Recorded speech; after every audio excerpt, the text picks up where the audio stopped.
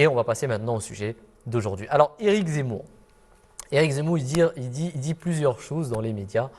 Et il y a, je crois, de cela peut-être 1 ou 2 mois avant cela, il y a eu sur CNews une émission dans laquelle il a été invité. Il a dit quelque chose d'extraordinaire. On va l'écouter et on va revenir au studio. Écoutons-le. Les Verts, ils en ont rien à faire. Les Verts sont des multiculturalistes assumés. Les Verts sont des immigrationnistes assumés, des sans-frontiéristes assumés. Ils pensent qu'ils ont souci de la nation française comme de leur dernière éolienne. Si vous voulez, le vert des Verts correspond, comme par hasard, au vert de l'islam.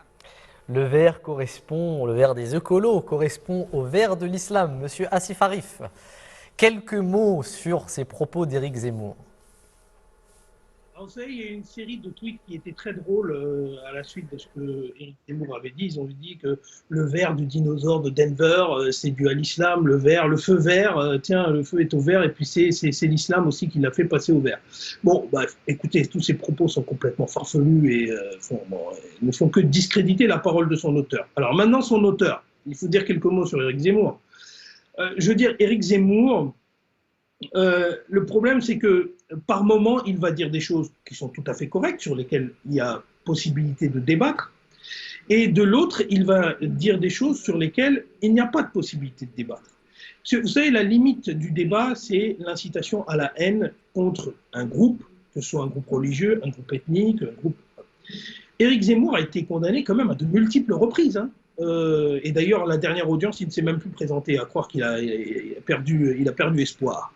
Il a été condamné à de multiples reprises, et vous avez le comédien Omar Sy qui disait « Moi, je ne veux pas discuter avec un repris de justice ». Et il a tout à fait raison.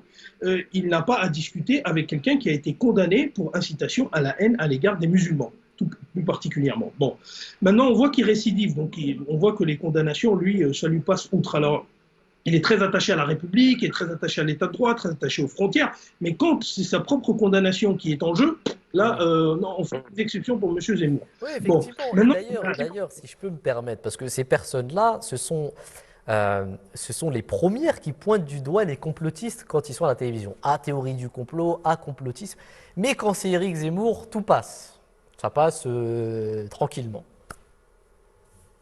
Oui, ça passe parce que, vous savez, les chaînes sont aussi rappelées par des objectifs